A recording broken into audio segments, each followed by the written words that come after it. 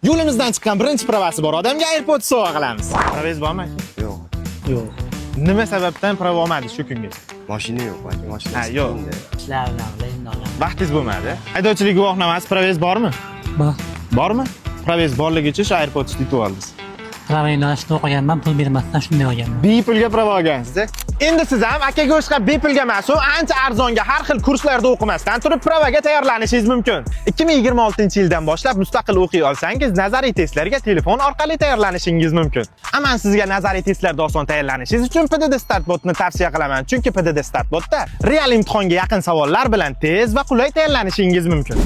Bu bot bilan siz o'zingizga qulay vaqtda, uyda, ishda va hattoki avtobusda ham tayyorlanishingiz mumkin. Testdan keyin bot sizning har bir xatoyingizni tushuntiradi va qayta xato qilmasligingizga yordam beradi.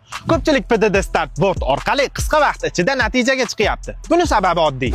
Tayyorgarlik tizimli va real imtihonga yo'naltirilgan va yo'l harakati qoidalarini shu tartibda. Bugungi darsimiz haydovchilarning umumiy majburiyatlari mavzusiga bag'ishlanadi. Onlayn o'rganishingiz mumkin. Hoziroq botdan ro'yxatdan o'tish uchun Telegramga PDD Startbot deb qidiring va birinchi chiqqan botdan ro'yxatdan o'ting yoki pastdagi profilga murojaat qiling. Bu videoni hozirgacha pravasi yo'q, lekin mashinasi bor do'stingizga yuborib qo'ying.